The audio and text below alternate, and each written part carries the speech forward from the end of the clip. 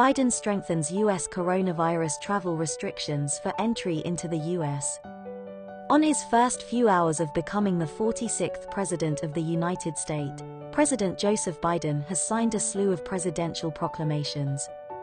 In the area of travel and immigration, there were a number of proclamations signed, including revoking an order that aims to exclude undocumented immigrants from the U.S. Census, preserving and fortifying the Deferred Action for Childhood Arrivals, which helps dreamers, reversing the travel ban, targeting primarily Muslim countries, ending the harsh and extreme immigration enforcement, extending the protection from deportation for Liberians in the U.S., requiring face masks at airports and other modes of transportation, extending the travel ban on Europe, and requiring U.S. embassies to resume the processing of applications without further delay. In this video, we discuss the travel actions banning travel from Europe, as well as mandating quarantine and the wearing of masks. But first, we want to thank you for joining us.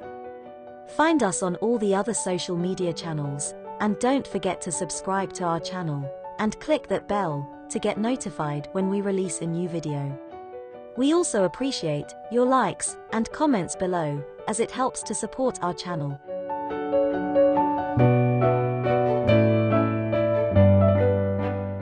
As the global pandemic drags on, United States President Joe Biden issued an executive order that will require all international passengers to quarantine upon arrival, including U.S. citizens.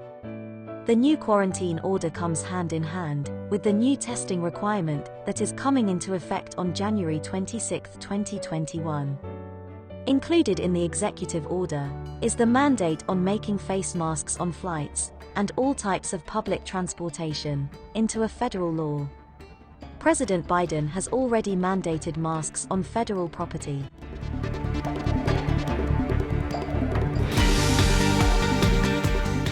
The White House released the official order stating, "It is the policy of my administration that, to the extent feasible, travelers seeking to enter the United States from a foreign country shall be required to produce proof of a recent negative COVID-19 test prior to entry, and required to comply with other applicable CDC guidelines concerning international travel, including recommended periods of self-quarantine or self-isolation after entry into the United States."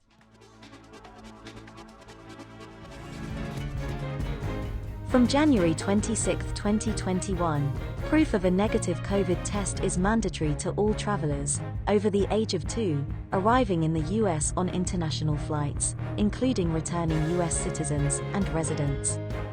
The test must be performed with results available within 72 hours of arrival in the U.S. Both PCR and rapid antigen type tests are accepted.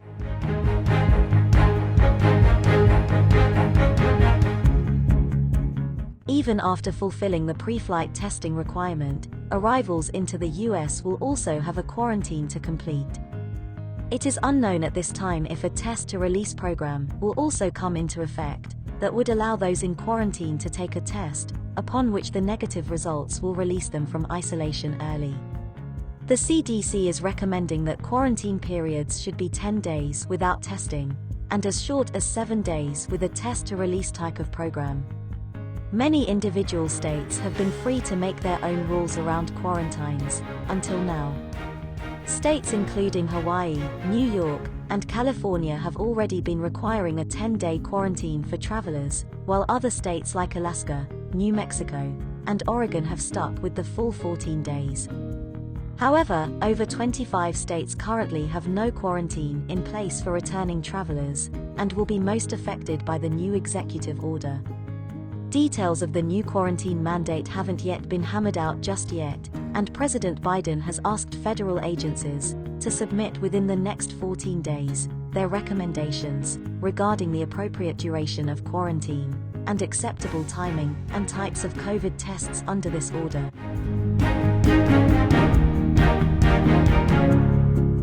Last year, US President Trump suspended indefinitely the entry of foreign nationals who have been physically present in certain countries, during the 14 days prior to entering the United States.